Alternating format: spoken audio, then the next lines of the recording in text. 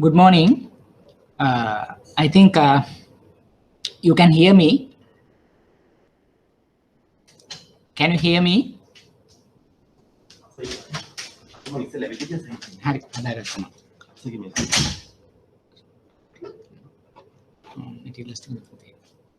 Okay, Patum. Right. Very good morning to you all. So today that we are into the session, I think module 6. So we are planning to discuss working capital management. Just to recap what we have been doing so far. So we have started the session with respect to introduction to credit and introduction to development financing.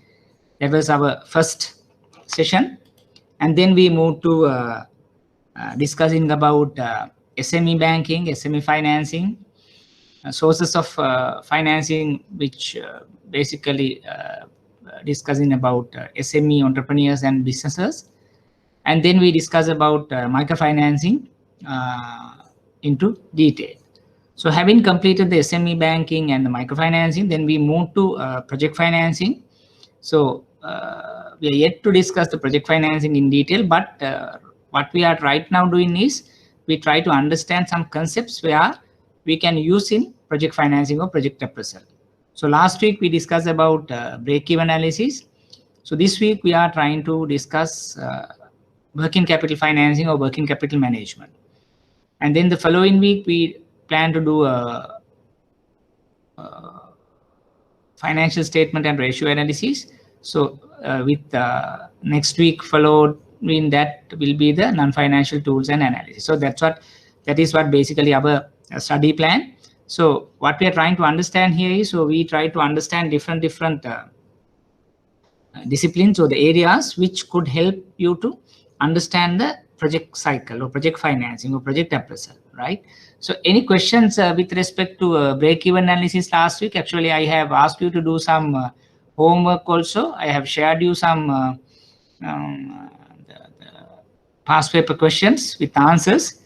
Hope that you have gone through and you have not encountered any questions. So if you have any questions or any queries on what we have discussed about last week, it's a time that you can raise it right now, or even in the interim, that no harm that you can raise it, any questions that you have come across during last couple of weeks. So then we can address based on whatever the relevant time slots even today. Any questions that you come across last week?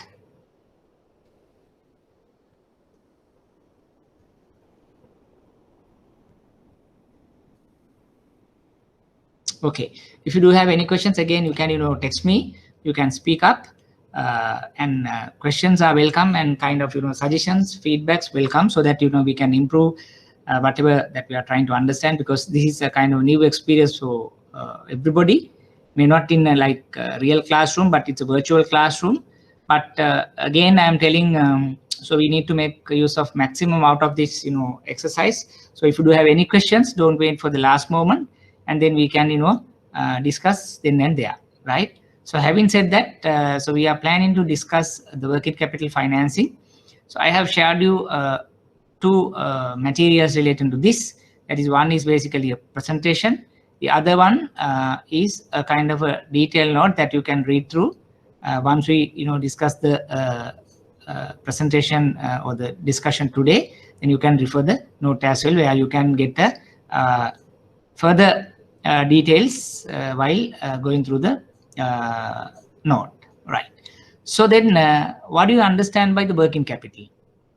So today's discussion is all about working capital. Why that we want to learn working capital? I mean, yes, we are yet to discuss about financial analysis and ratio, but I want to take it separately, the working capital concepts. Why do you think that working capital is important? Or what do you mean by the working capital? Why it is important in the kind of the business, or maybe SME, or maybe another sort of corporate entity? Why do you think that working capital is important? Any thoughts? working capital, yes, because you need to think about continuation of your business. So when you say working capital, it's something the investment, it's something the funds that you need to run your business day-to-day basis. So if you want to run your business day-to-day, so it means that you need kind of some support, that it's in terms of financial, right? So before moving to understand into the working capital in detail, what exactly the working capital is, what are the key components in the working capital? Any thoughts, any ideas? We can move to the presentation, but before that, any thoughts? What are the common items we can find in working capital or working capital management? What basically that we are interested in working capital, or when we are discussing working capital? What are the common items? Very good, Gayan. It's all about stock, debtors, and creditors, right? There are some more items also, right? There may be like prepayments, accruals, cash, bank balance. There are some other items, but we predominantly discuss about 3 items: stocks, debtors, and creditors. So when you talk about different businesses, let's say we talk about small cafeteria, small restaurant. Then we talk about working capital.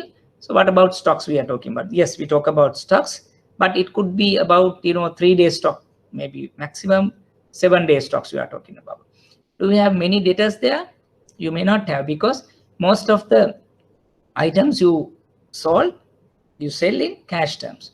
You don't have debtors sometimes, but you might have some creditors where the supplies of chicken, fish, vegetables. Yes, you have some creditors, but that does not exceed maybe 10-15 days, maximum 3-4 days, because in that size of a company, that size of a business, yeah, you try to understand some working capital in relation to the business. And then we talk about stocks for 3 days, almost nil debtors, or 3 to 4 day creditors, because then you see a working capital cycle is a small, right? Then you think about the investment in the working cycle is relatively small also, because it's not the bigger in terms of period, but maybe value, depending on how your restaurant size. Then the working capital items, the value could be high, but tenor perspective it's less. But think about a paddy miller, or think about a steel manufacturer. What do you think? Let's say stocks is all about maybe steel, or stock maybe about paddy in terms of paddy miller. So then you try to keep your stocks for about a longer period, maybe 3 months, 4 months, 6 months, until the next season comes. So then you talk about a longer stocking period, or it almost in maybe a higher value under that stocks levels that maintaining. So in terms of debtors also, you might have sold whatever your output to middle level stock holders, or maybe wholesale customers, or maybe Cargills, or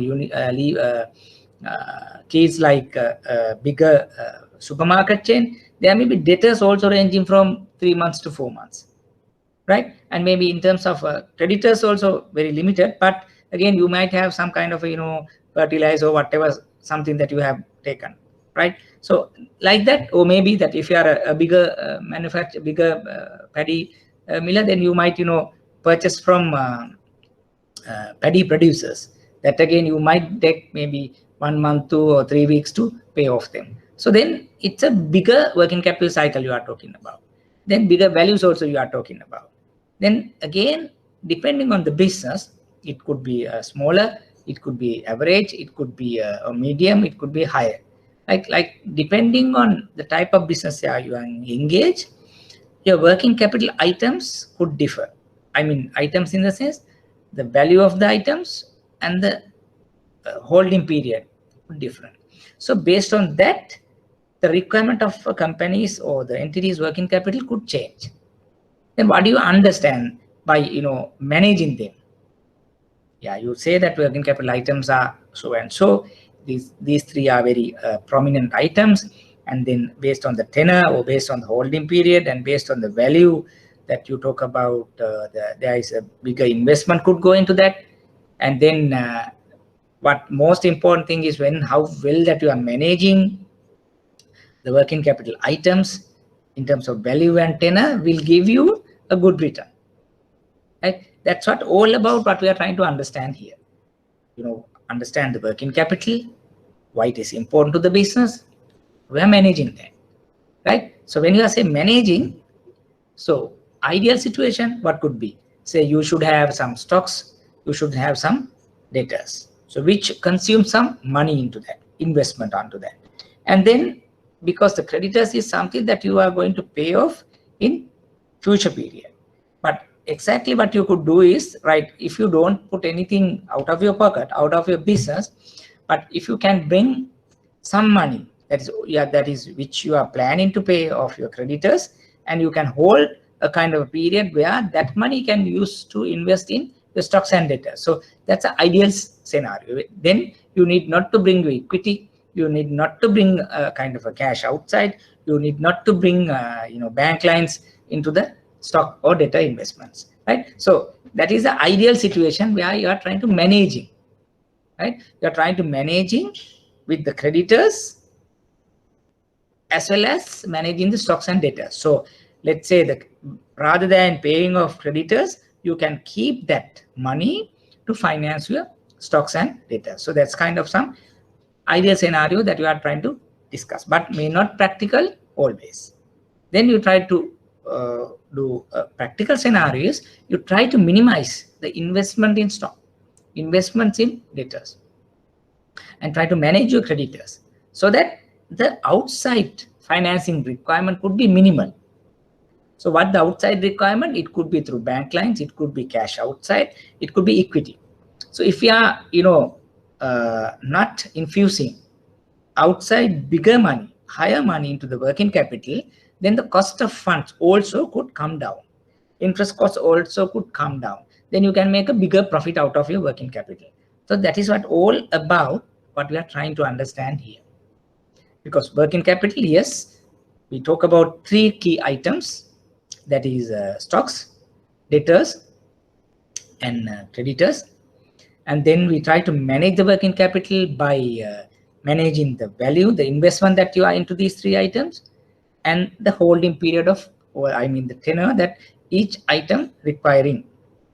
So if you can manage these two, then you can optimize your working capital investment, which in return help you to run your business in a profitable manner.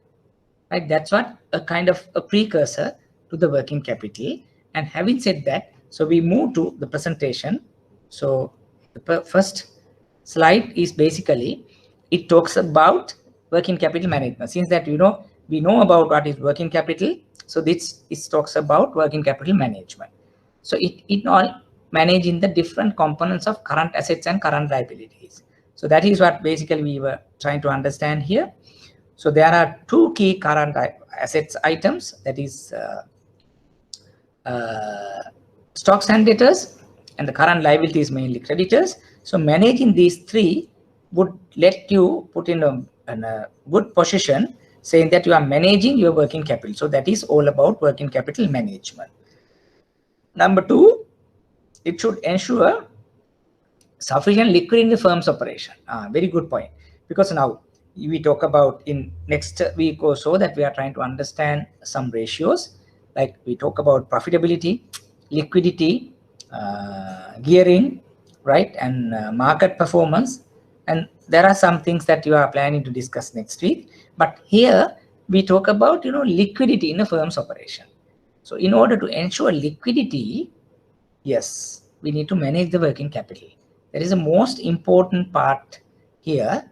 If you cannot manage your working capital properly, you don't have adequate liquidity to run the firm. So what exactly this liquidity, I will discuss through an example also. That is like, say, yeah, you are a employee in a kind of a firm, and then you are getting some monthly salary, right? You have to pay off some kind of the debt commitment and other whatever the commitments that you might have encountered or you have obliged. And say those are kind of mandatory payments that you need to do, right? Like a fixed payments. And then if you have some money in your pocket, and then it's if you want to do day-to-day activities, maybe pay off some creditors, or maybe meeting some expenses, going out with friends, so like that. So then we talk about some kind of a money in your purse, in your pocket.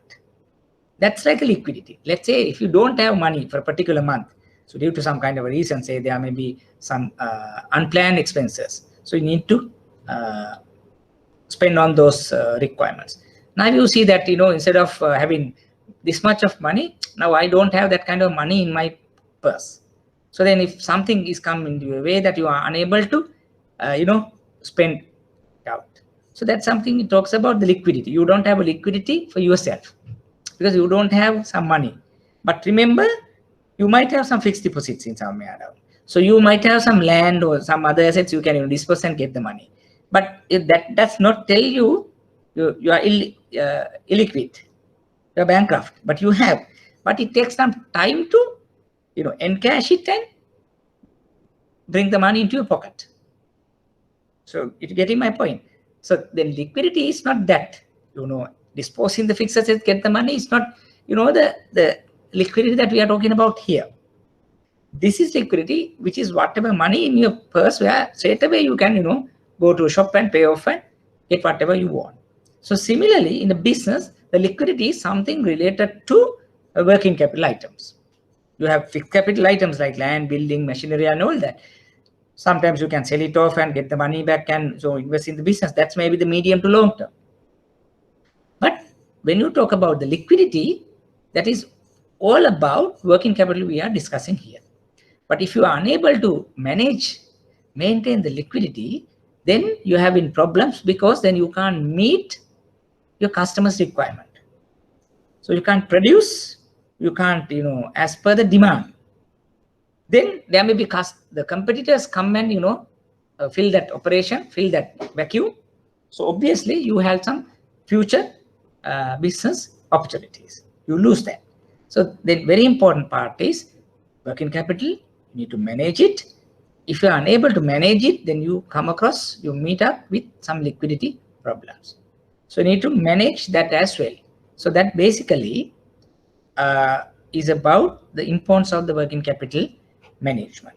Having said that, so we try to understand some concepts, terminologies in the working capital, because especially in exam situation, we might be asked about what is working capital, what do you understand by gross working capital, what do you understand by net working capital, what do you mean by the permanent working capital, what do you mean by the temporary working capital. So there are some concepts.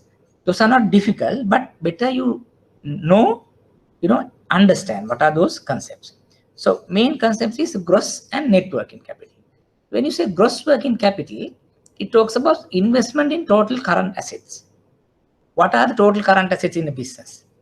I think last time, the previously also we discussed, current assets are mainly stocks, debtors, prepayments. Let's say in the business, if you have some investments, if you have money invested on these 3 or 4 items, so that basically is your gross working capital. Hope you are getting it. It's not difficult. And then what's a net working capital? Net working capital is current assets minus current liabilities. So the current assets is something stocks and debtor if you take key items, less creditors will give you net working capital. So very important concepts, that is gross working capital and net working capital. And then what are these permanent working capital and what is the temporary working capital? So the permanent working capital, again, we talk about, it's not new concepts. That is something you need some kind of investment in your current assets on a permanent basis. And then temporary is you need some kind of investments on your current assets, but it's a seasonal, it's a temporary. or not regular kind of thing. So it's a temporary current assets or temporary working capital. So we just go to this graph, and in one axis that it represents assets, the other axis represents the time. And then over a period of time in a business, what happened is the fixed assets is increasing. The fixed asset will be grown. Maybe initially you start with land and building. So over a period of time, several land, several buildings, several machineries, and kind of vehicles. So you can see through this graph, the fixed asset is going to increase. That's a normal growth plans of a firm. Similarly, initially also you see some permanent current assets in a business. At the start of a business, you need kind of some investment on current assets. Or that's a gross working capital in other terms. What is that? In order to start a business, you need initial stocks, an initial stock requirement, initial some expenses requirement, because without that you can't start it. And the most important thing is, even on going concern basis, you need to have that stocks debtors maintained at that level. Let's say you go to a kind of a clothing shop and says only a land and kind of racks and kind of tables and all that, without garments, nobody would come and buy garments, right? So you need some garments to be located, kind of a display, kind of a stocks. Then people come and yes, they see it and they buy it. And remember that it's not also enough. You need some more time to time. If it's a seasonal, yes, you have some more stocks to be kept. And then people, because why? There may be a sudden demand for a New Year period or maybe Christmas period. Then people come and they want adequate garment to buy, adequate stock to select their preferences. So then you need kind of some temporary working capital requirements also. So that's what generally in a business you see fixed assets, you see current assets. In current assets also, one part could be a permanent, one part could be a temporary.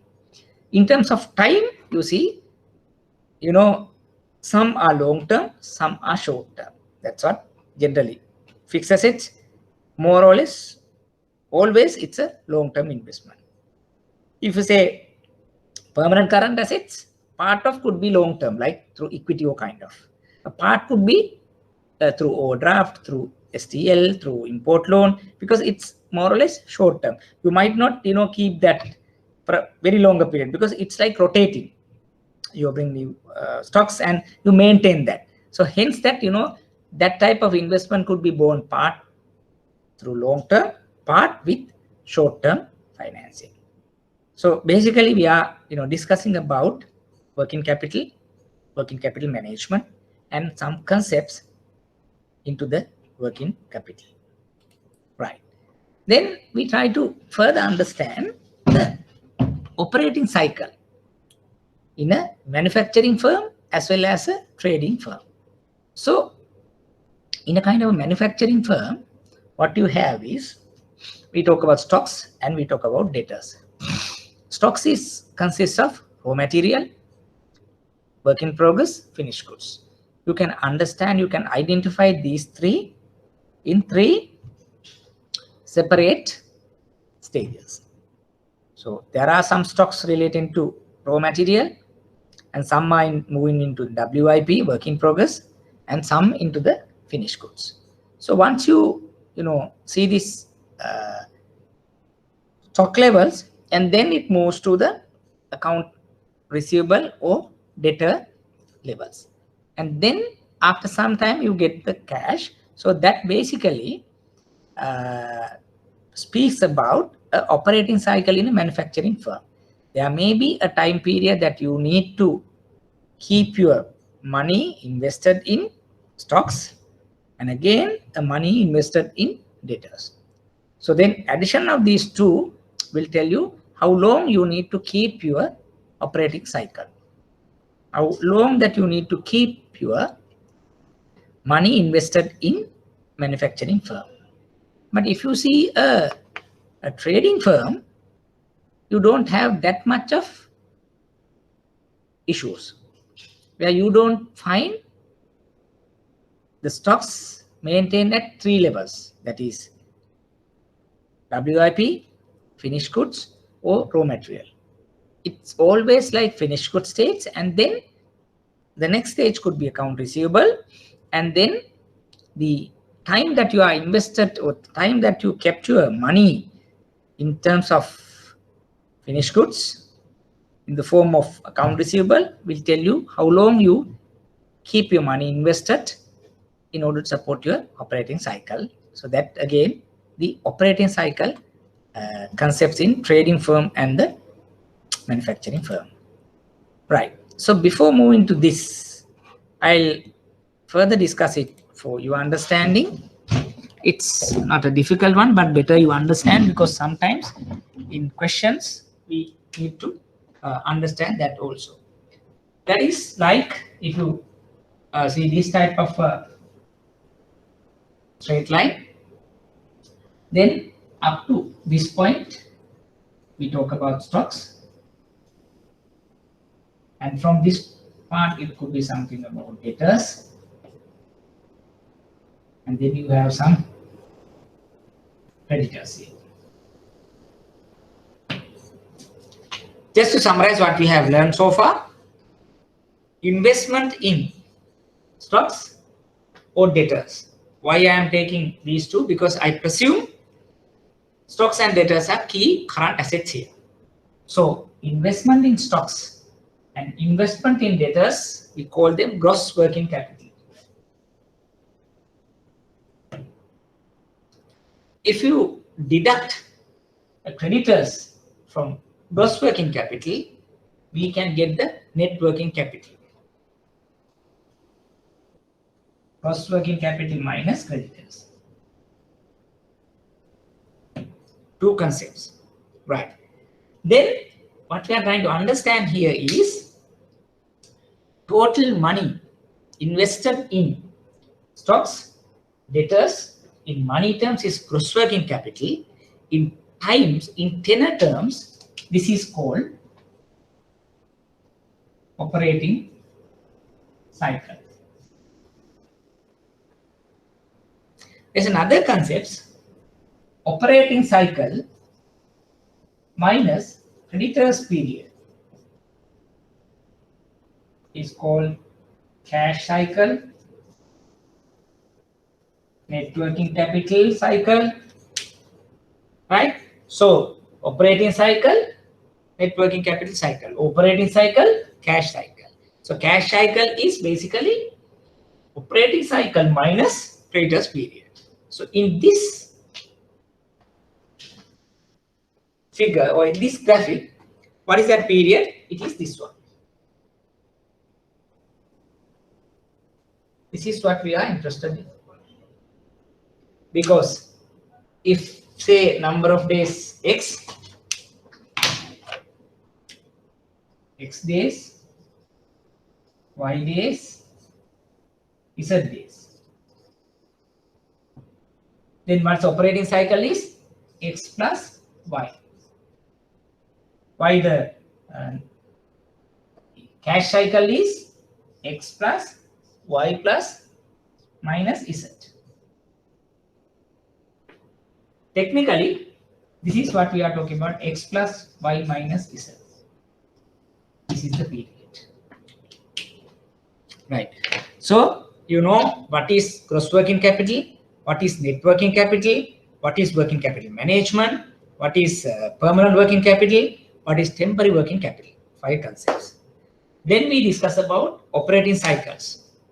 So operating cycle is the time that you have invested your money into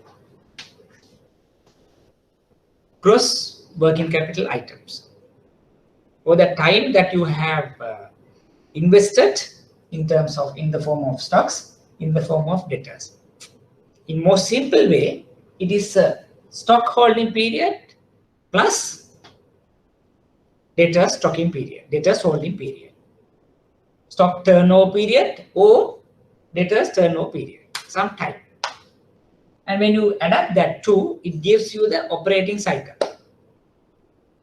Then you deduct creditors from these two, you get the cash cycle, net working cycle. Small mathematics here, but very important. If you see past papers, there are so many occasions that we have been asked to compute these three concepts. These concepts. Not difficult, but you need to get it exactly correct. What are those concepts? So when you are asked to compute the operating cycle, what you need to do is you need to understand what is my stock turnover period, what is my debtors turnover period. When you know the stock turnover period and debtors turnover period, then you can just adapt that to get the operating cycle. Then you would ask to do cash cycle. Then what you have to do is you have to deduct creditors period from this addition to get the cash cycle. Any questions before moving to some type of questions? You can raise, you can text any questions because important area. And though it's not difficult, you need to get the concept right. Any questions?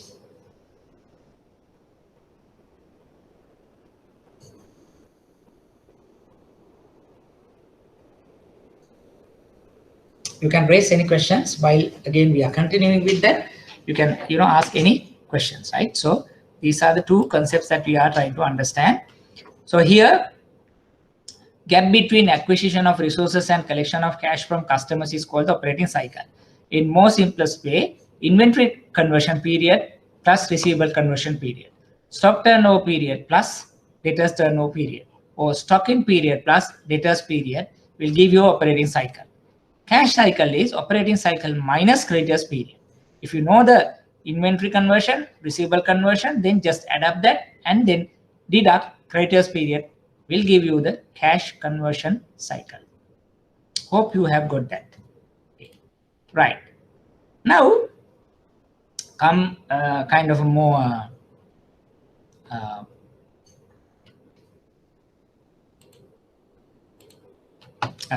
important equations. How we are going to find that this stock conversion or stock precedence or stock turnover period? There are a couple of equations that we need to understand.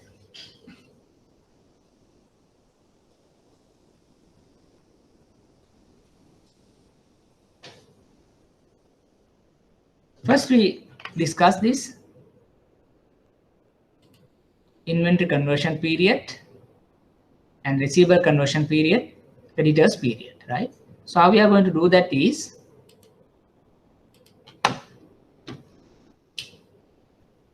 say stock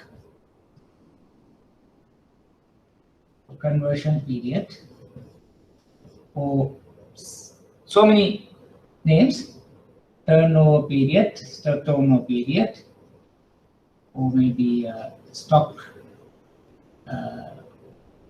period, whatever name, it's a common.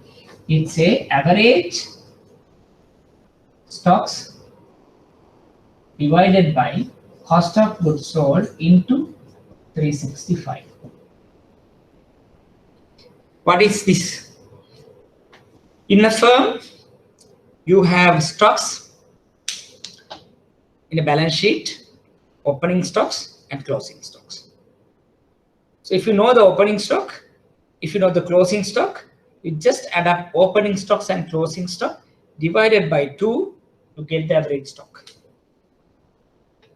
Then you go to the P&L. In the P&L, the particular year, you can see a cost of goods sold. And then if you know the cost of goods sold, then divide average stocks into cost of goods sold into 365 gives you the stock conversion, stock turnover period or stock period. That's the that's how you are going to compute the stock conversion period. Then if you go to the receivable conversion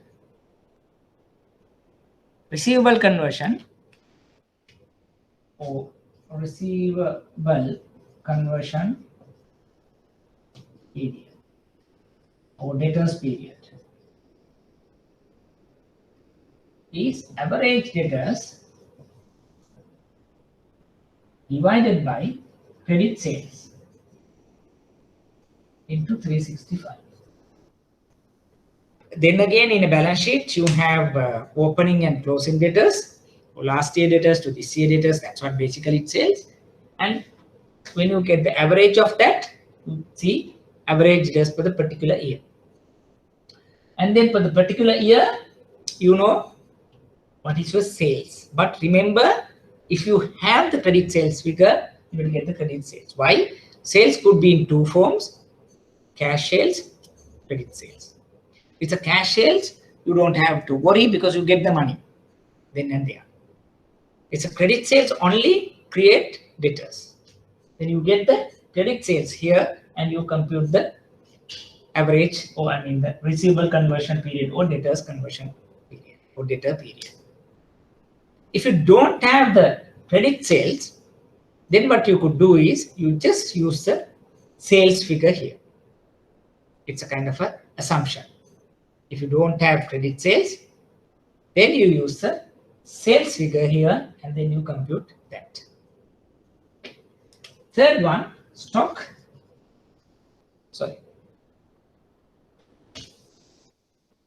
Third one, creditors conversion.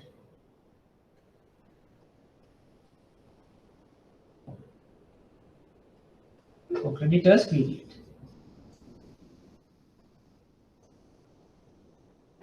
Is basically average creditors divided by cost of goods sold into 365. We have a question.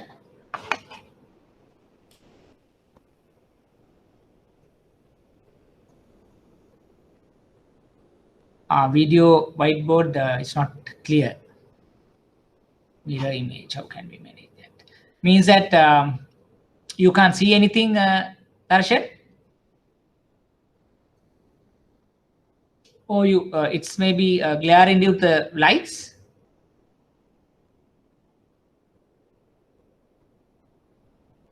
Darshan, can't you see it? It's in the board what I am writing. You see the there is a mirror image. Let's see that, I'll ask these guys whether they can rectify. But for the time being, so we'll proceed like this. But if you do have any concern here, just let me know. Right, okay. Okay. Right. So basically, we are trying to understand stock conversion, receivable conversion, debtors conversion period, right? So these three could be in form of computation, that is average stock divided by cost of goods sold, average debtors divided by credit sales, average creditors divided by cost of goods sold. So if you can understand and identify stocks, debtors, creditors through balance sheet, then you can find the cost of goods sold, credit sales, cost of goods sold in a P&L. Then we can easily compute the computations, right? So then we will go to presentation. In presentation, what we have done here is inventory conversion is basically average inventory divided by cost of goods sold into 365. Receivable conversion, average debtors divided by credit sales. Or if you don't have the sales, then you use the sales. and into 365. Creditors, basically average creditors divided by cost of goods sold into 365. So that's how basically we are trying to compute these activity ratios. So we need to know what is the conversion period, receivable conversion periods. Then when you add in up, that you get the your total operating cycle. When you are deducting the creditors period, you get the average, the cash cycle. Fine. Then what we can do is, there's a small illustration question here. So we have been given inventory for 2007, 2008, account receivable for 2007, 2008, accounts payable again 2007 and 2008, sales we have been given 75 for 2007 and 2008, cost of goods sold also given.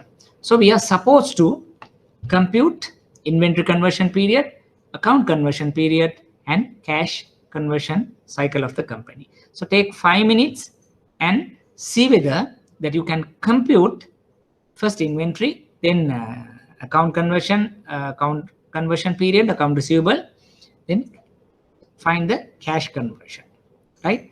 See whether that you can compute using this equation. Since that here we don't have the credit sales, use the sales into in order to compute the debtors conversion period. But you can use for the 2008 year, right? You have 2007 figures, 2008 figures. So use the 7 and 8 data to arrive the 2008 operating cycle and cash cycle, right? So take 5-10 minutes among you, and so let's discuss if you do have any questions on that. Now you can start.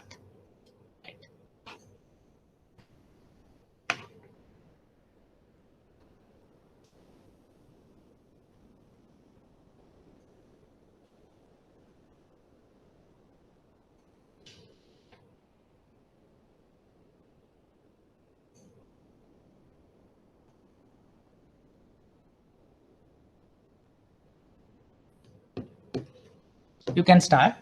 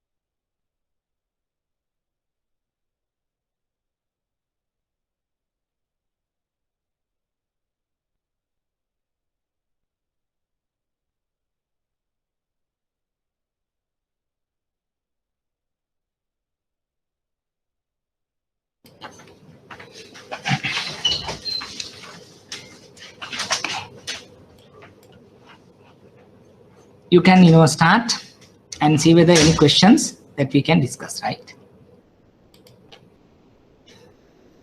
We have been given the inventory, we have been given the account receivable, we know the accounts payable, sales, cost of goods sold for 2007 as well as 2008. We are supposed to compute operating cycle and cash cycle for 2008. So how we are going to do that?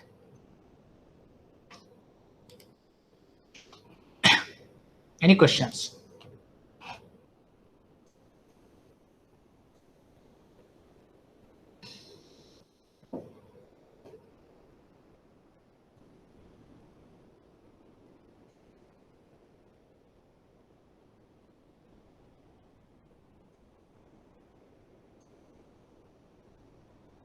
Jayani, Mahadevan, Sanjeev, any questions that you come across? Any difficulty?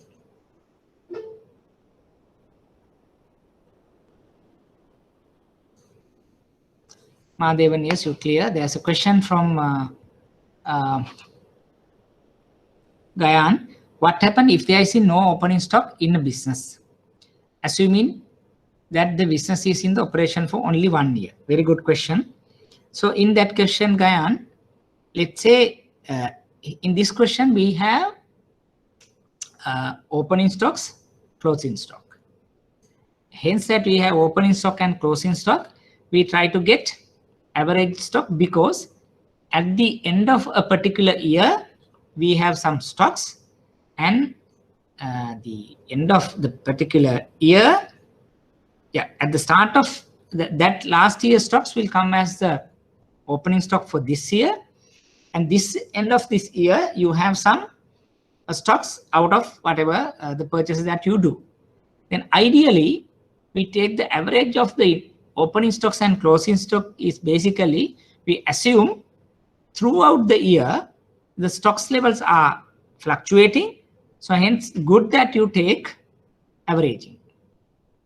But in case if you don't have any stocks initially, then again you can say 0 plus closing stocks, then divide by 2. That again tells you this, it's not linearly changing. But stocks may be high, some levels low, then you take an average. But suppose if this is a going concern basis, like what we experience in practical situation, year 1, year 2, year 3, year 4, then if you are computing operating cycles, cash cycles and other ratios year on year, then you need not to take this average. But this question, we are supposed to take average because we see some trends continue from 2007 to 2008. So that's why we have taken 7 and 8 together and averaging the stocks, averaging the debtors, averaging the creditors. If I ask you to compute operating cycle for 2007, cash cycle for 2007 and 8, 9 like that, then you need not to take the averages, and you can take, say, stocks divided by cost of sales, debtors divided by cost of sales for the particular year. Because when you are comparing apple to apple like that. But in this question, because 7 figures, 8 figures, you need to take that averaging. Is it clear, Gayan? Okay. And then Sanjeev is asking to explain the operating cycle. Yes, I will do it again. Generally, operating cycle is the investment or the time taken in order to manage your stocks levels and debtors level. In terms of monetary value, it's like gross working capital.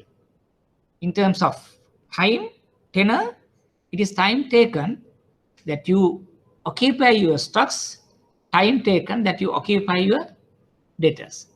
Then if you know what is the stock period, when you add these two, you get the operating cycle. Then if you know the creditors period, that is the time allowed or the time taken you pay off creditors, and then you add the stock period to debtor period and reduce or the deduct the creditors period, then you get the cash cycle. So the operating cycle is the addition of stock period together with the debtor period. When you add the stock period, deduct the add the stock period to debtor period, then you get the answer of operating cycle, and then you deduct creditors from the operating cycle, you get the cash cycle. So basically operating cycle is the time taken you keep your stocks plus the time taken you keep your debtors. So addition of the time taken of the stock days and the debtor days will give you the operating cycle in terms of tenure. In terms of monetary value, in terms of rupees, it is all about gross working capital requirement of your business. Am I clear, Sanjeev?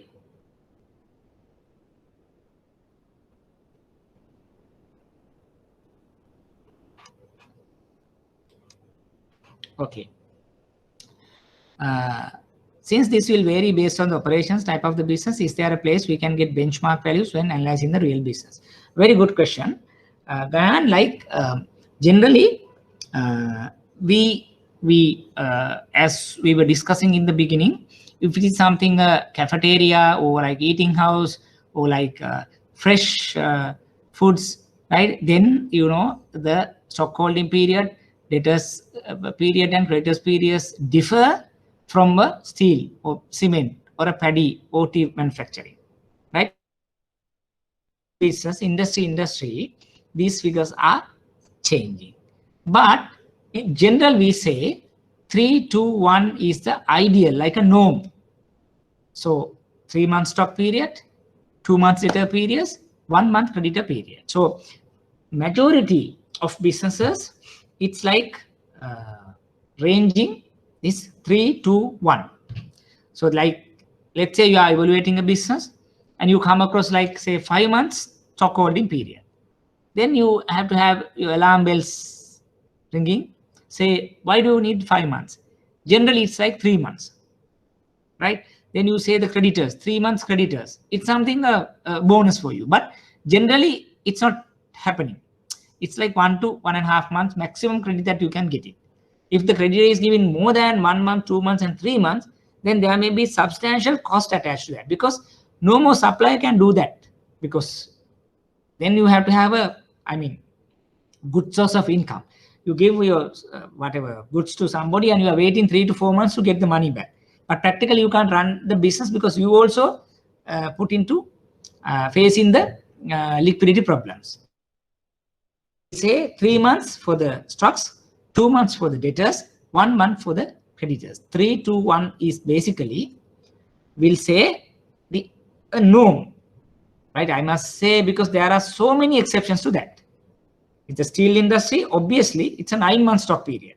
It's a paddy milling, you talk about 6 month stocks. Those are the variations. If you take a eating house or the restaurant, you can't keep stocks for 3 months, obviously. It's a 1 week stocks. But generally we say the norm for stock holding, debtors period to creditors period.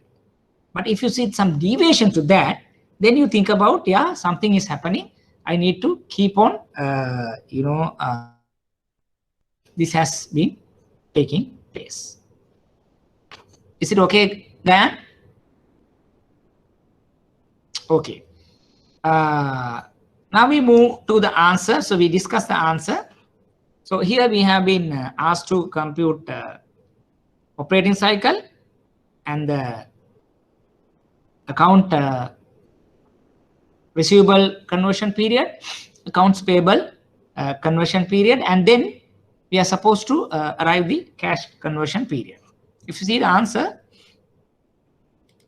like this, inventory conversion is 9,500 and 13,500 divided by 2, and 56,000 is the cost of sales. Then you end up with 75 days as the inventory conversion period. Then receivable conversion, again 2007, 2008, and divide by 2, you get the average, and then 90,000 is the sales, because here we don't get the credit sales. Then we have used the sales figure here. Then you multiply that into 365. It's a 60-day is basically receivable conversion. And then operating cycle is 135.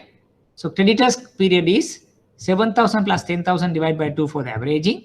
So 56,000 is the cost of sales into 365, we get 55. So basically the operating cycle is addition of inventory conversion and the receivable conversion. That comes to 135 or 136 days approximately. Then creditors period is like 55 days. Then cash conversion is basically 80 days. So that's the kind of answer we are getting. Any question on this? Any gray areas? Any difficulty in understanding this computation?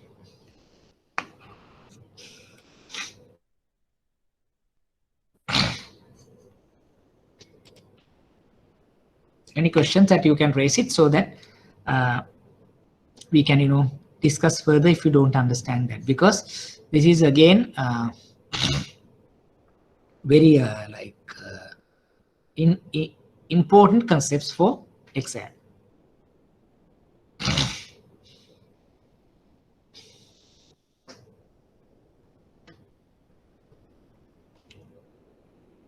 Is it clear? It means that you have got the concepts. Then what I am trying to do is before moving to the next question, right?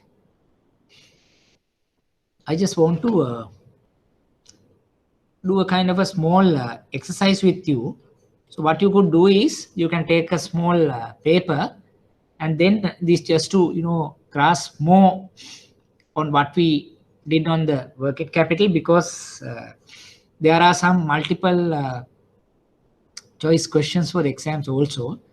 Just wanted to get your knowledge here, and then what I will do is I will do a kind of the presentation here with some questions. For each questions that you will be getting 30 seconds or 1 minute. And then what you could do is take your paper, maybe 1 to 10 you can number, and you can when I show the presentation here question, you can see answer A or B or C, and like that. So I will continue with the 10 questions together, and later we will discuss the questions in detail so that you can get an idea about your working capital knowledge. Whatever we learned today would be useful, and in addition what you know about working capital would be useful when answering these questions. Hope you have ready, right? So I will show the questions here, and then we will discuss it detail, right? It's a working capital test. This test consists of 10 questions designed to test your understanding of working capital management. The links provide you with a choice of answer along with the explanation and solutions. You'll need a calculator to complete this test, right? So first we start. Right. Question 1. Why is the working capital management so important? A, to ensure liquidity. B, to ensure profitability. C, to ensure that management get large bonuses. So you can select A or B or C. In your paper, you can say question 1, answer A or answer B or answer C.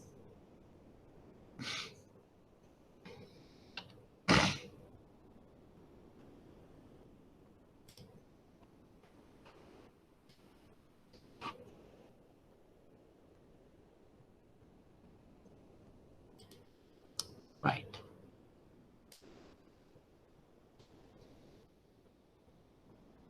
Hope you have answered that. Then we move to the question number 2. Question number 2.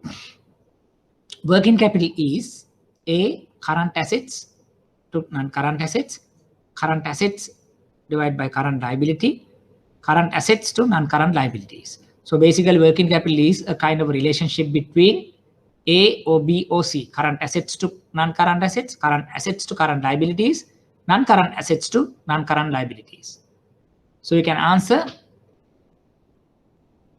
saying A or B or C. Please let me know any issues, because that I am sharing this presentation right now only. I have not uploaded here because just wanted to make a kind of online session. If you do have any questions, please voice your concern, because I can't see that the other screen, but I think that you see the screen now I am sharing, and you see the question number 2. Working capital is current assets versus non-current assets, current assets versus current liabilities, non-current assets versus non-current liabilities. Okay, we move to the question number 3. Efficient working capital management can assist with sustainable growth, will result in increased taxes, will immediately increase profits. We can have 3 answers.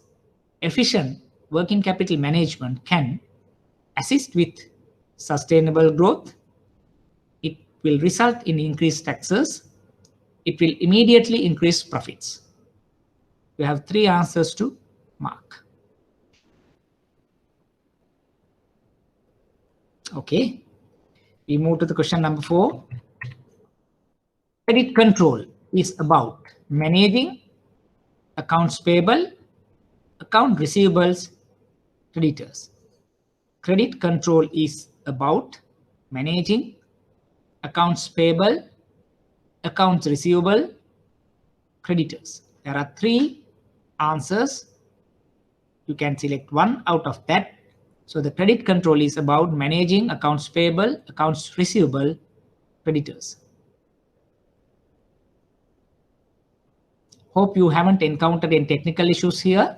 If so, please voice your opinion, voice your concern. So we are into the question number 4. We try to, do a kind of online questionnaire to get a more understanding about working capital and working capital management. Okay. We move to question number 5. JIT, just-in-time inventories, is an efficient way for management to control inventories and carries little risk.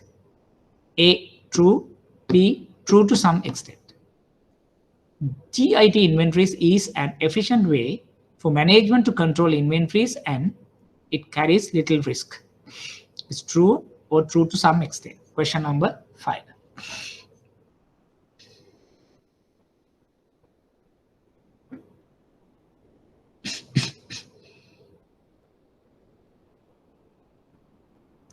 Okay.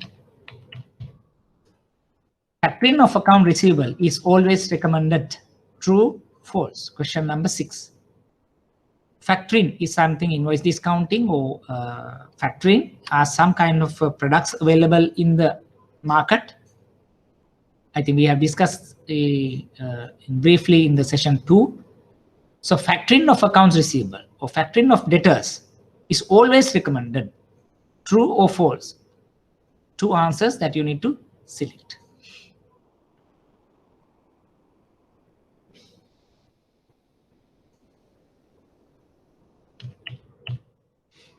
Number 7. Always recommend to take as much as credit that supplier offer. It is always recommend to take as much credit that suppliers offer. True or false? Question number 7.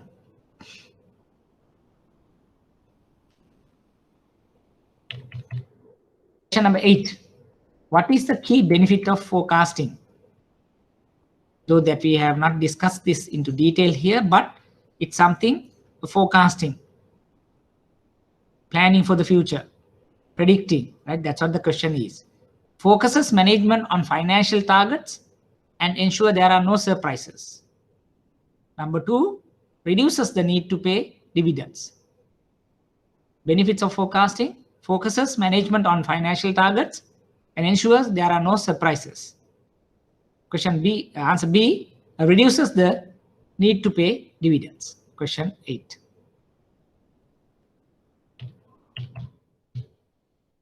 Pro forma statement show historical position, current position, future position. Projected forma statement. Pro forma, projected balance sheet, projected P&L projected cash flows that we are discussing here under the pro forma statements, but under section 10, actually, we are planning to discuss about the forecasting. But there's a question, pro forma shows historical, current, future.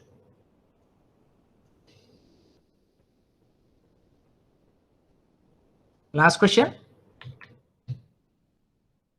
Effective inventory management, stock management can release cash that can be invested elsewhere in the business, rarely brings long-term results, increases the risk of obsolete inventories. Say, effective inventory management can release cash that can be invested elsewhere in the business, that can rarely brings long-term results, that increases the risk of obsolete inventories. So that's a question number 10. Okay.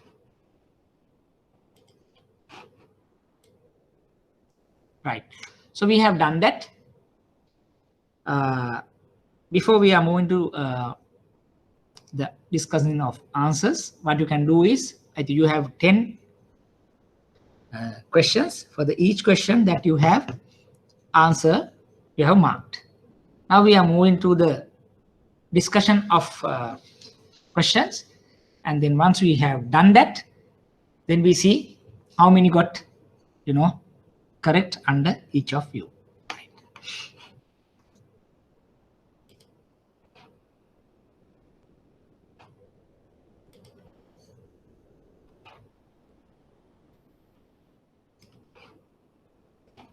Right.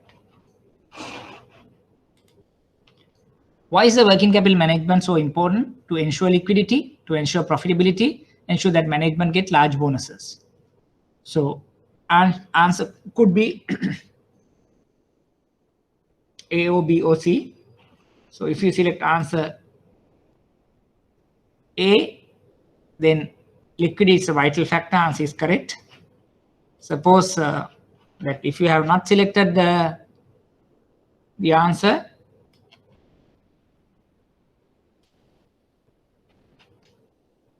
say, to ensure that management get large bonuses, let's say you do that, it's wrong. Management may well deserve large bonuses, but these tend to be based on the exceptional profits that they generate. So the computer says is try again. So answer is the liquidity, right? Okay. Liquidity, correct. The liquidity is a vital factor. Working capital is current assets to non-current assets, current assets to current liabilities, current assets, non-current assets to non-current liabilities. So I think it's a very simple question. Current assets to current liabilities. Working capital is about current assets to current liabilities. It's a correct answer. Efficient working capital management can assist with sustainable growth, result in increased taxes, will immediately increase profits. Because it may have some concerns on answer A versus answer C. We'll see what if we select the answer C, it says no. While it will release cash, it will normally take time to invest this cash to generate profits.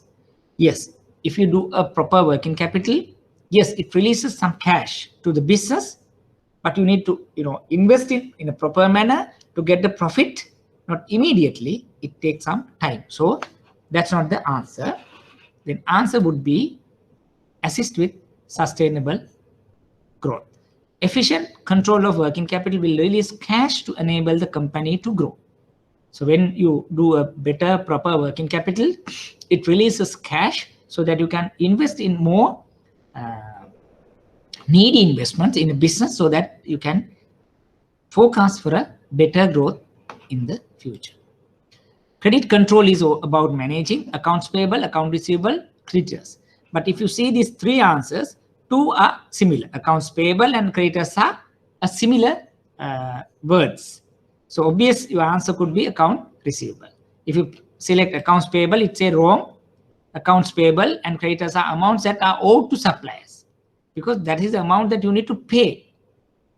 That's not the controlling. Controlling is accounts payable, account receivable, which you are planning to get from the debtors. So then you need to do different things to get the cash in so that you can maintain, manage your liquidity. So that's the correct answer is the accounts receivable. GIT inventory is an efficient way for management to control inventories and carries little risk. True to some extent. Answer could be B, because not always true, but true to some extent, because GIT, yes, efficient, but it does not tell you it carries little risk. Because sometimes it may lead to a higher risk also, depending on the situation. Just think about this last pandemic. So the pandemic situation that we are experiencing, if you are into the GIT, sometimes you are unable to get your inventories adequately in stocks because uncontrollable circumstances. So basically, it's true. When you say GIT, you manage your cost and everything, but it's not always true. So true to some extent could be a possible answer. Yes, its answer is correct. Factoring of account receivable is always recommended, true or false. We go with the false because you can't say true because it has some underlying cost also. Not always. The word always is, tell you, is it correct? When you say false, correct, it's seen as a company in financial difficulty and is usually expensive financing. When you do factoring, when you do invoice discounting, then outsiders see a stress and difficult situation in terms of financial stability. And again, it's expensive finance, not only interest cost, there are fee and other processing related costs also, which enhance your cost of financing. So it's not always, but it's good time to time that you can use it as one of the financial instrument. It's always recommended to take as much credit the supplier offer. It could be a myth sometimes. Yes, the suppliers are giving us. Why not we take? Say, suppose you say true. What happened? Partly wrong. It's often attractive discounts can be lost by delaying paying suppliers. Because what you can do is when the suppliers say, yeah, okay to pay me in 2 months, okay to pay in 3 months, you happily, get it. Because your cash flow is now secure. But remember, when you pay in 30 days instead of 2 months, when you pay in 15 days instead of 30 days, you can get some discounts from the supplier. Instead of paying 100 rupees, it is enough to pay 80 rupees in 15 days. That saves you 20 rupees. Yes, the money going out sooner than later, but you get a discount. So depending on the situation, you can earn some discounts also. Let's say if you have some cash, surplus cash, you are doing very good business here, you get the, more sales are in cash, then rather than waiting 3 months, you pay in 1 month and get some money back. So then always is not correct. Then it's say false. Correct, you have to appreciate the often discounts of 2 to 3% are offered to pay suppliers quickly, and this represents an annual rate in excess of 30 to 40%. That's what. When you say each payment, you get 2 to 3%. Or maybe if you pay within a month, you get 3% discount. Like if you continuing it, you get 36 in cumulative. That's what you have to, plan. Whenever you pay it, as soon as possible, you get a kind of a discount. So you need to think that angle as well. You have to balance it, your payment mechanism. So the answer is false there. What is the key benefit of forecasting? Focuses management for financial targets and ensure there are no surprises. That's the kind of answer, because when you are planning for the future, predicting for the future, forecasting, then you know what is my business levels, what is my volumes. In a bank, you know what is my provision level, what is my non-performing level. So you forecast it. Then you know by 3rd quarter, by 4th quarter, this is my impairment target. This is my provisioning target. This is my NPL target. As a bank, you know it. Suddenly that if you have not forecast, then suddenly by year end, your NPL level might have gone to 15% to 20%, which you can't, sometimes bear, right? So management on financial targets and ensure there are no surprises. That's the answer A. Pro forma statement shows historical, current, obviously future, because it's all about projected future. So the future position, correct.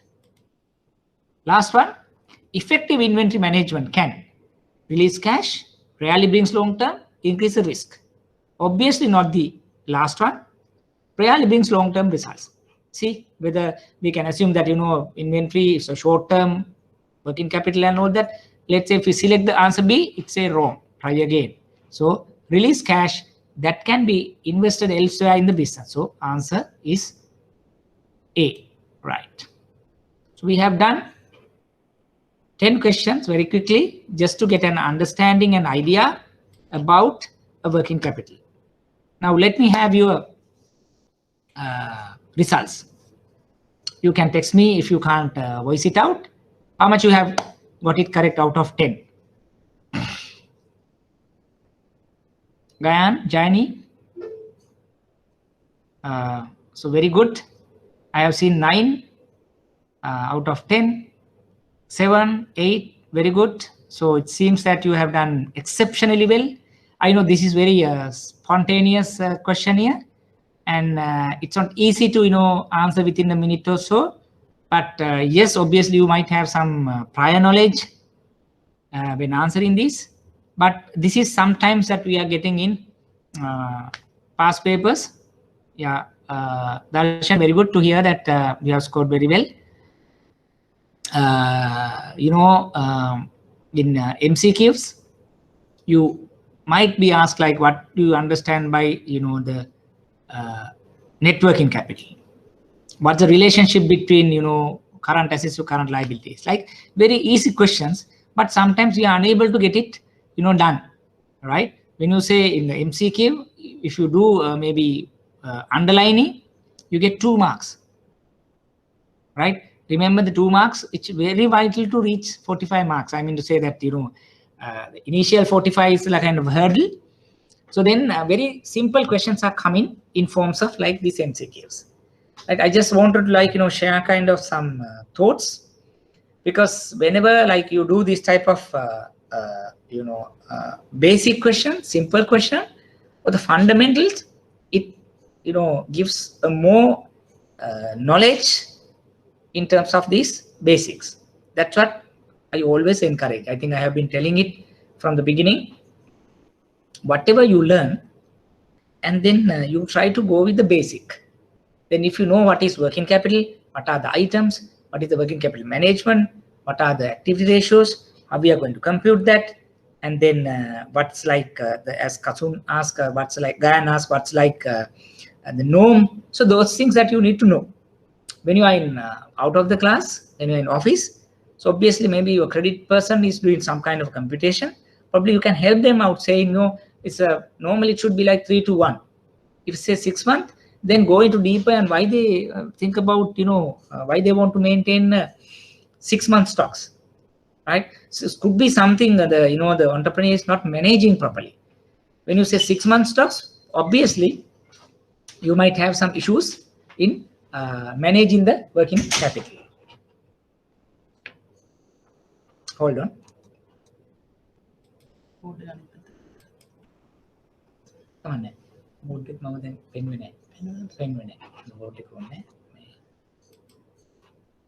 Entire screen.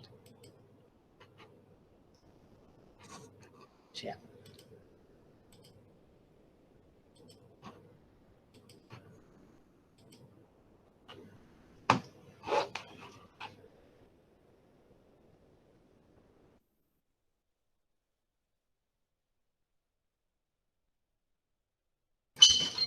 Right. Okay. So then what we'll move to, we will move back to the presentation, and that is the next question, right? So these again type of questions that, you know, we are getting in for the past papers. So let's see whether that you know, we can compute that as well. Here we have been asked to compute liquidity ratios, efficiency ratios, comment on working capital positions, efficiency ratios, liquidity management. Couple of questions here, right? So we have been given the balance sheet for 2009 and 2010, and current assets like 2008 and 9 and 10, current liabilities also, and then we have given some revenue, a cost of sales, and net profit. In 2009 it's a negative, 2010 it's a positive, right? So you can take 5-10 minutes among you and then see whether you can compute the liquidity ratio, that is current ratio and quick ratio, that we have not discussed here, but you know what the current ratio is: current assets divided by current liability. Quick ratio is current assets minus stocks divided by current liability. And efficiency activity ratios we have discussed here. And then working capital position and status of efficiency ratios and liquidity management we will discuss in little while. Take 5 minutes among you. Your answers are there, but don't look at the answers and see whether you can compute first liquidity ratio and then efficiency ratio. Then we will discuss as a team about working capital position and efficiency ratios. Take 5 minutes among you and then we will discuss together. All right, it's your time.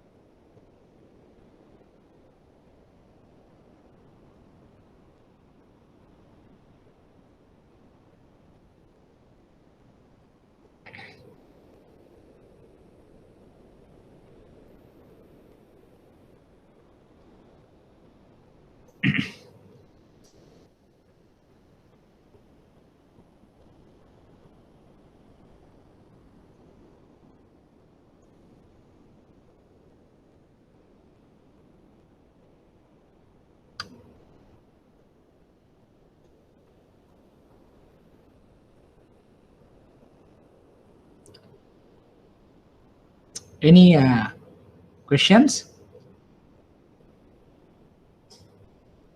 Any difficulty in computing current ratio, quick ratio?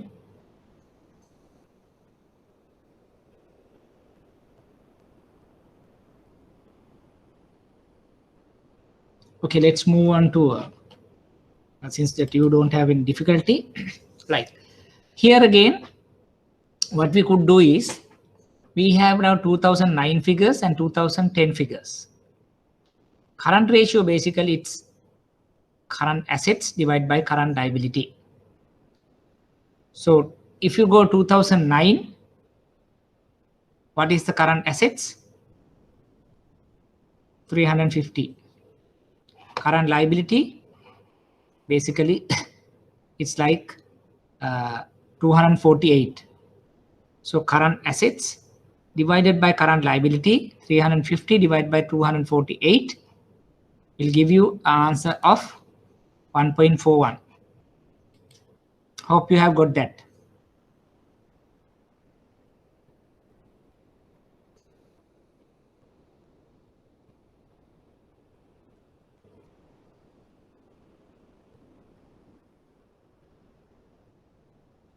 And the 2010 current asset 374, current liability 218. You can get it answer of 1.72.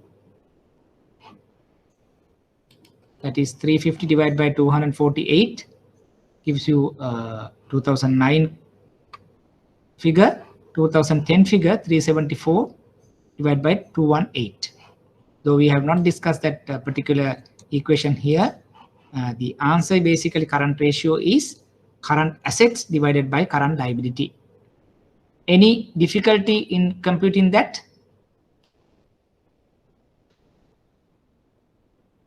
Any difficulty that you face in computing the current ratio?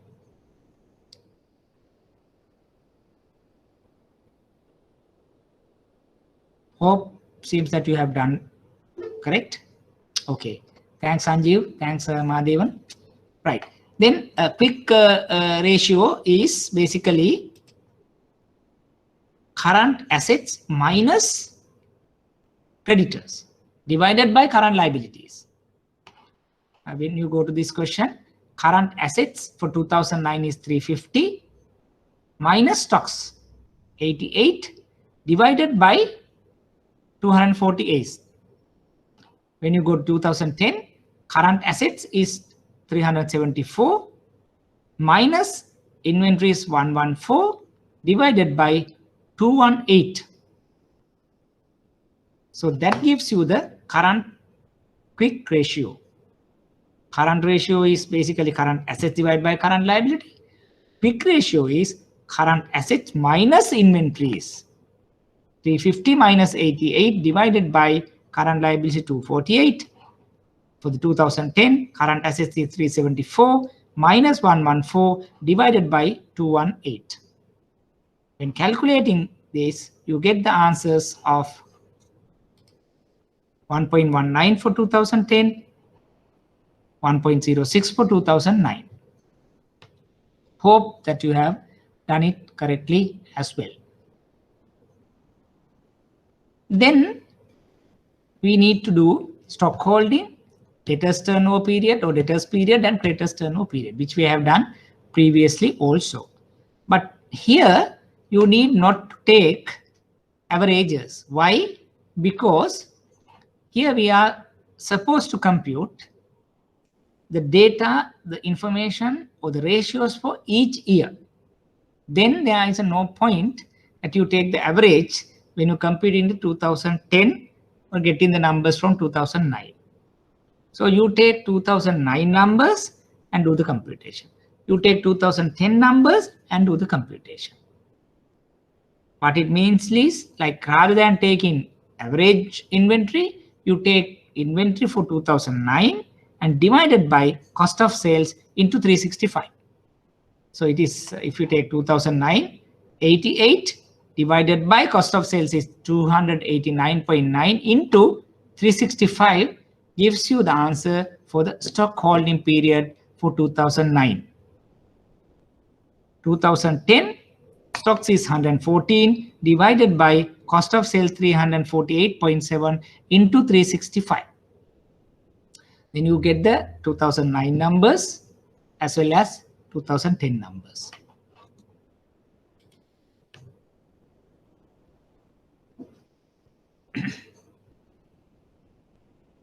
Any questions?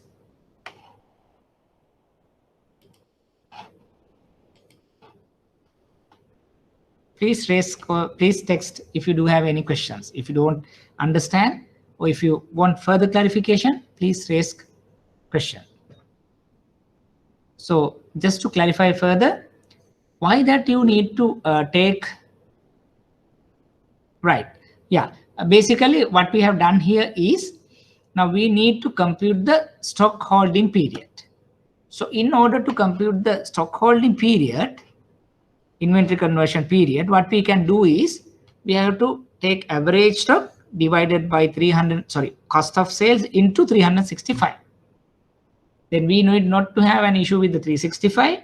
We need not to have an issue with the cost of sales, because for the 2009 and 2010 we have been given those numbers. But issue may be how to get the stock figure. In a previous example, we have been asked to compute the particular ratios with respect to a year 2009. Then we take 2008 figures, 9 figures, and average it and did the computation. But here, we need not to do that, because we have two separate years, 2009, 2010, and we are supposed to compute ratios for 2009 and 10 separately. Then you need not to take the averaging, because we are trying to compare 9 to 10, apple to apple. So no need to take averages. Take the exact stock figure divided by cost of sales into 365. When we go to 2010, get the stock figure relevant to 2010 divided by cost of sales into 365. So by doing that, then you get a kind of some same type of data to compare from year on year.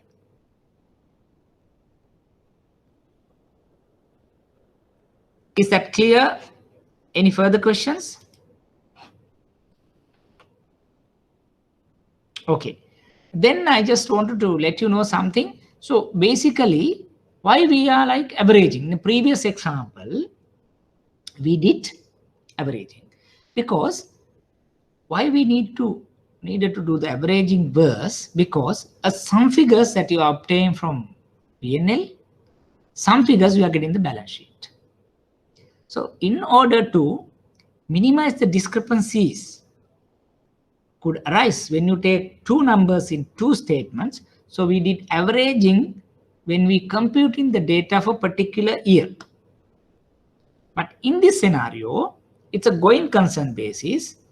You take 8, 9, 10, 11. So you are continuously using the same method to arrive the data and comparisons as well.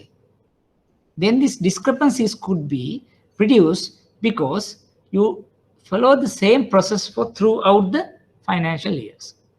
But previously, you're not trying to compare, you try to get some numbers for a particular instant. So hence that in order to mitigate any discrepancies while using numbers in two different statements, we did the averaging, because opening stocks and closing stocks. So suppose in a year, the closing stocks are very high, and coming back to opening stock the following year, and then if they do better during the period and the last year stocks also very minimal, then there's a disparity in numbers. So that's why you take closing stocks, opening stocks, and divide by 2 and get the average and do the computation if you trying to compute a one scenario. But here is a trend year on year. You take year 1 to year 2 to year 3 and you do comparison, hence need not to do the averaging. In examination situation also, you're not supposed to take the averages, because every time they provide the year on year computation. Suppose in MCQ that you have been given like 2008 and 9 and do the computation, then you need to do the averaging. But for the better enlightenment, what you can do is you can put a comment and say you use the averaging and you arrive the equation answer. So then if say the examination suggested answers say compute without averaging, but you have done with averaging, but you mention it you have done with averaging, then you are supposed to get the marks.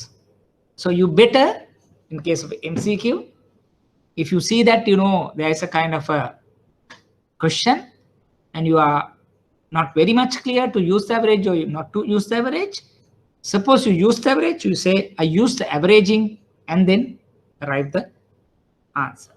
So you can get the maximum marks. Because both methods are correct, but averaging is not generally used when you compare the trend from year on year.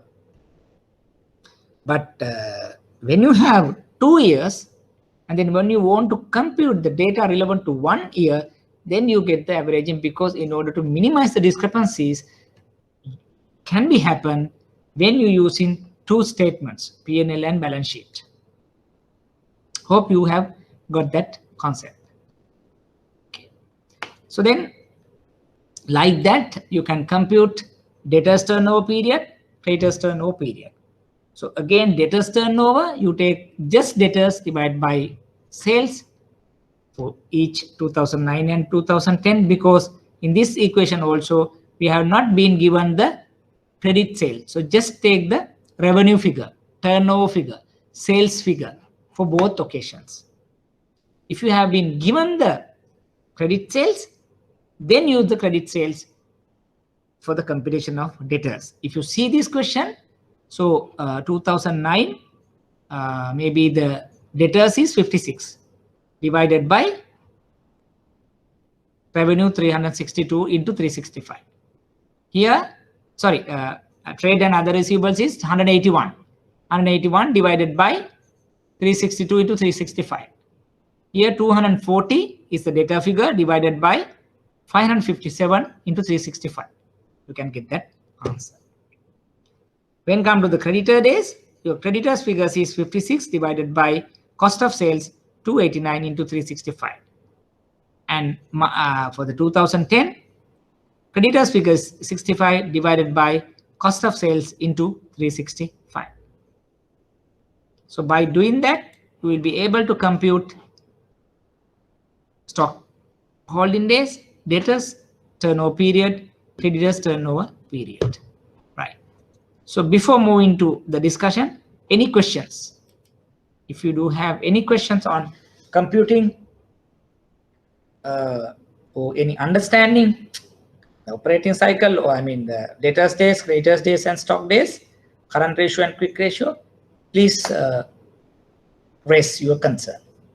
If not, we can further discuss about the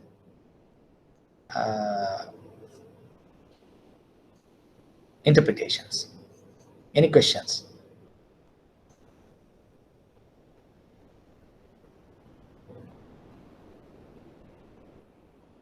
Okay, apparently it seems all clear. So we move to the discussion. Now, in a kind of a question like this, so we are supposed to compute current quick ratio and activity ratios. We have done that. For that, you will be given some marks.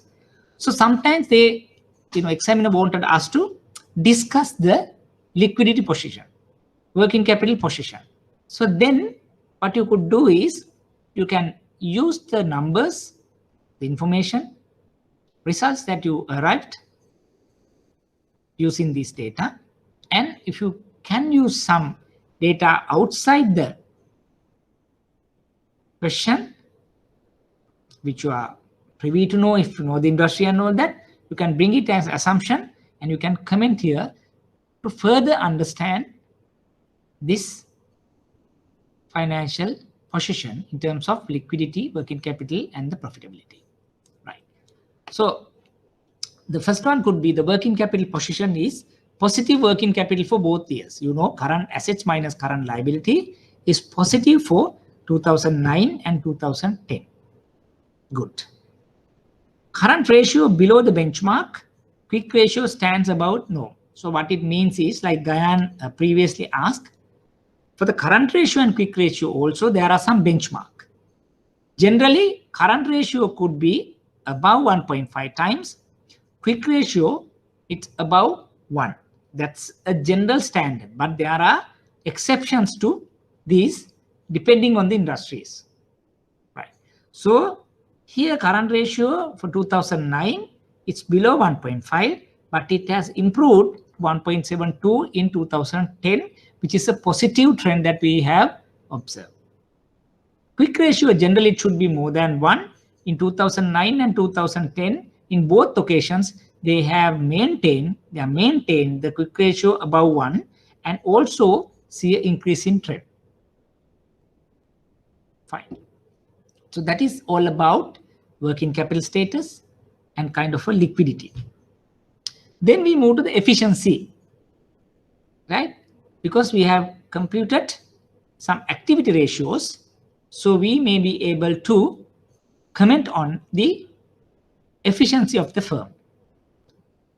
Stock holding days of 4 months is higher and not a positive factor, because here you are not privy to that particular business, the industry of the particular business, which sector, because in exam situation actually they mentioned this is about health, the steel sector, leather sector.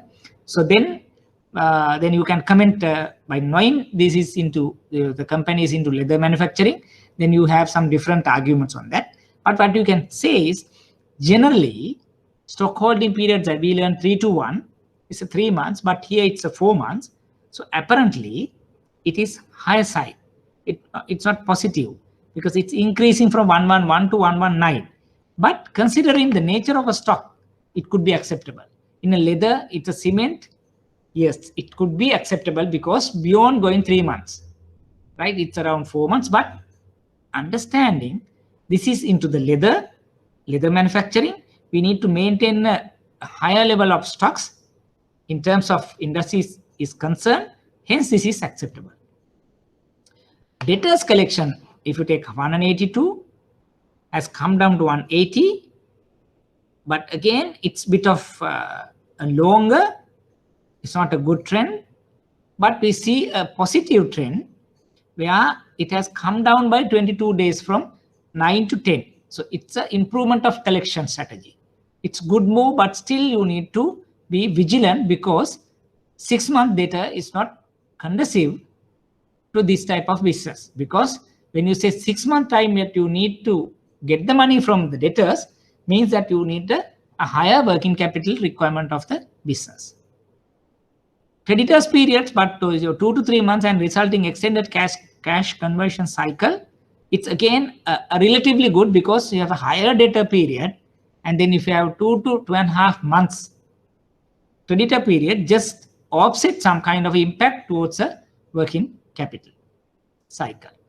So that's not ideal, but given that higher debtor period, so obtaining to 2 to 3 months of creditor period, which offsets some kind of financial burden in the company.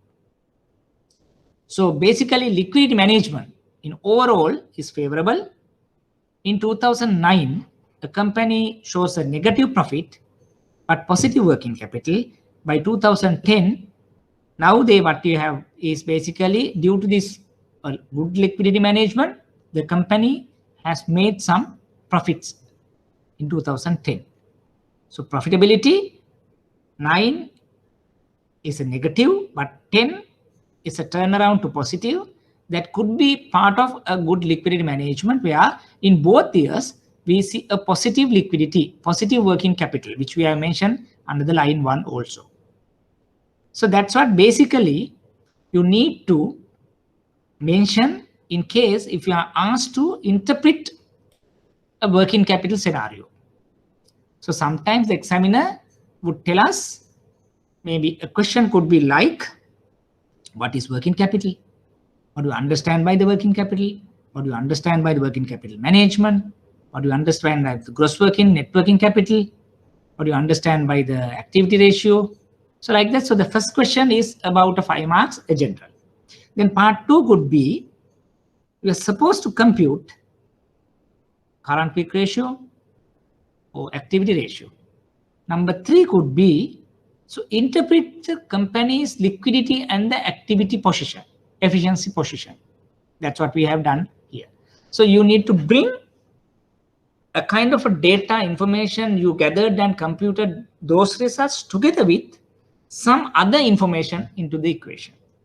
And then you will be able to come up with a kind of a good answer to get a 5 marks, because very important. And when you see the past papers, when you do the past papers, you can understand the importance of this area. This again is not difficult. I have been telling you microfinancing is very easy area, working capital, break even. So there are some areas where you can get good marks, easy marks. Only thing is you need to bit of practice, and also you need to grasp the concepts well, rather than doing and memorizing kind of thing is not practical here. Go to the concepts and get the kind of idea, so it's easy to replicate when it comes to questioning, right? So when we do past paper questions, so we will understand it further, right? So any questions so far?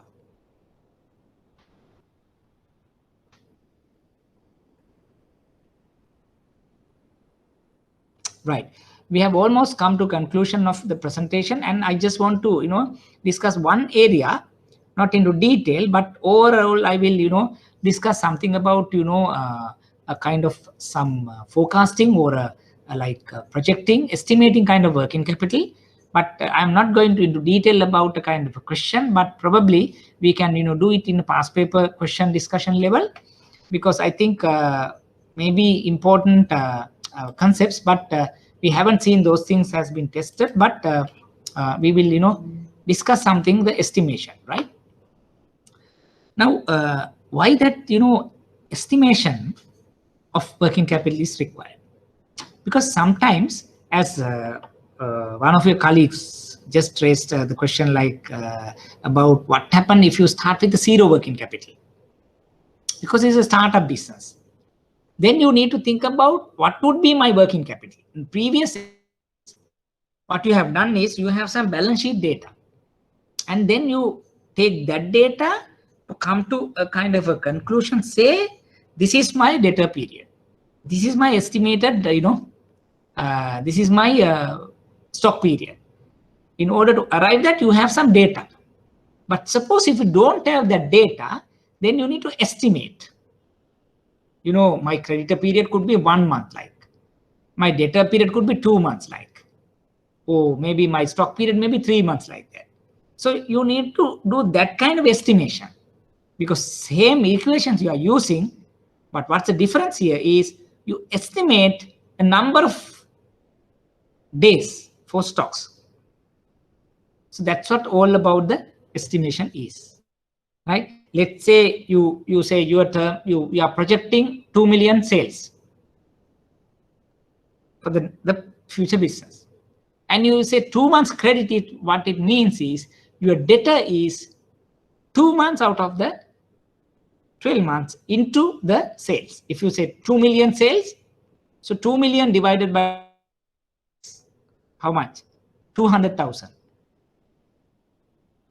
right? So yeah, 6, if say 1.8, 1.8 into 2 months divided by 12 is 1.8 divided by 6, like 300,000 is your debtor figure. You're getting my point? So like, then let's say creditors also. Debtors, stock could be something, maybe 1 month, stocks could be like 1 month stocks of raw material and finished goods, like. So then you say total my stock levels, and then 1 month could be divided by 12, like. So you need to know that also, because it's a new business, startup business, and then we will try to do a forecasting, projection. This is my working capital requirement. Then you go to a bank and say, I am about to start a business. This is my turnover plan. This is my cost plan. This is my interest and capital payment for a loan that I am getting. And this is my, expenses plan. And then my forecasted working capital is this much. If you see this example, sales 1.8 million, 2 months credit, material consumed, 1 month lag in payment. So the creditors is 1 month on the material. Wages 1 month lag in payment, manufacturing 1 month lag, admin 1 month lag. So these are some kind of expenses that you pay after 1 month. So something that, you know, your creditors could be out of the totally divide by 12 into 1. And then sales promotion is paid partly in advance. This prepayment that you are taking about. And they say 1 month stock and RM, raw material and finished goods, that's all about stock. And 100,000 in cash, this is a cash in hand, right? Then you see the kind of answer is something, you know, cash and bank, 100,000, prepaid, 15,000. So remember, raw material, they want to have 1 month. They haven't mentioned about the WIP. Finished goods, again, 1 month. So then you say this is something about my stocks. Then debtor, we say about 2 months of credit, 1.8 divided by 6, 300,000, right? So then these basically will give you my current assets, some estimation. But here, then again, you can say the creditor, wage, overheads, you say 1 month lag in payment. So if we have say 400,000 divided by 12, it's come to 37,500. It is, I mean, easily you can say this is what my plan. So then you come up with your total liabilities, total assets, and then you have a working capital margin, right? So I just want to share this is to tell you, because when you want to forecast about the future, very difficult situation, because you don't have data. Like previous examples, you have P&L balance sheet, and by computing that, you can arrive your operating cycle, your cash cycle, activity ratios. But here you can't. How you are going to do here is you take a note of industry data. Say you are starting to, you are planning to start a say tea factory. You know how the other tea factories are behaving. What is the stock period? What is the debtor period? What is the creditor period? They say, you know, we will pay 1 month lagging these expenses. That's almost technically it's my credit period. 1 month out of total expenses. I will pay after 1 month. Then you know what is my creditors. Then say 2 months of, you know, credit in terms of debtors of my sales. So year-end sale is 1.8. And 2 months out of that is 1.8 divided by 12 into 2. That is almost about my data. The stock also there, 1 month or 2 months of my material requirement. So then you can come to kind of a conclusion. This is my stocks, this is my debtors, and this is my creditors. By adding stocks plus debtors, you get the gross working capital. Deducting the creditors, you get the net working capital. Just to get an estimation of that working capital. Because it is needed if it is a new company, new business, right? So we will take this into further once we are trying to understand the questions in terms of working capital and attempting the past paper questions. So basically, I want to, you know, tell you what we have basically done today. We try to understand the concepts of the working capital, like what is working capital, why it is important, what is working capital management, what is gross working capital, net working capital, and those concepts. And then we try to understand about, you know, computation of the liquidity ratio, like current ratio, quick ratio. And then we also moved into the concepts like operating cycle, cash cycle, and computing the activity ratio, efficiency ratio. Then we will try to understand what is the liquidity, what is the efficiency, what they have the importance in terms of running the day-to-day business. And given a kind of a situation, how we interpret the working capital situation, profitability, liquidity position, efficiency level. So that's what we have learned so far. By learning that, we just benchmark like 3 to 1. Stock turnover period is 3, debtors turnover period is 2, and creditors turnover period is 1 in general. But deviations could be exceptions that you need to attend. In terms of liquidity, current ratio is standard is 1.5 times or more, and the quick ratio is 1 or more. Those also that keep in mind when we are attempting the kind of practical scenario. You need not to stick to that, but those are norms, benchmark, standards, then your eye opener, and then think if the deviation why question would be asked. So having said that, basically we can wind up for today. And again, so we'll start a new session next week. So you can go through what we have done so far, as I was, mentioning at the outset. And if you do have any questions, please bring up for the whatever the discussions that we are having. And if not, like, you can, raise it whenever we are taking up in the past paper questions, right? But my request is, try to, get these concepts very thoroughly, because very easy concepts, not difficult. As I was always telling, the past dates are always 60%, 70% in the development financing paper. So you need to get a very good pass, like A pass or distinction, right, in this paper. So for that, you need to start doing work right now. Don't wait for the last moment, because easy papers, easy questions, you can do it and, continue, right? So we have a question. Benchmark values again, right? Benchmark, Jayani, for the current ratio, it could be 1.5 or more. Quick ratio is 1 time or more. It is liquidity ratios. When come to the activity ratios, activity, that is stock holding period, on average 3 months. Debtors period is 2 months. Creditors period is 1 month. And this is a benchmark, but there are some enough occasions that, businesses are not falling into this 3-to-1 or 1.5 or 1 times, because those are exceptions due to different business models, industry models. But those things, keep in your mind and keep your alarm up, saying that, 5 months stock is something that you need to work on that. Why it takes 5 months? If it is a sale, yes, that's understood. But it's something about, say, buying and selling company, about trading, 5 month stocks is alarming. You need to see why it takes 5 months. There may be obsolete stocks. There being some issues in stock management. So you need to have those questions asked.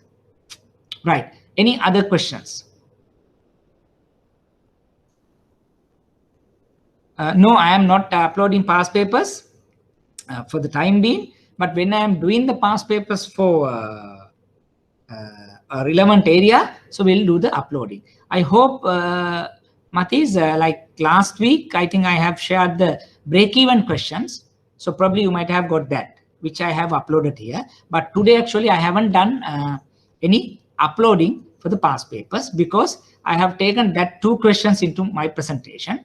But there may be so many past paper questions into the working capital, so which will be discussing in due course. Probably it might, we need a kind of a 1-day session to discuss the working capital questions. Any other questions?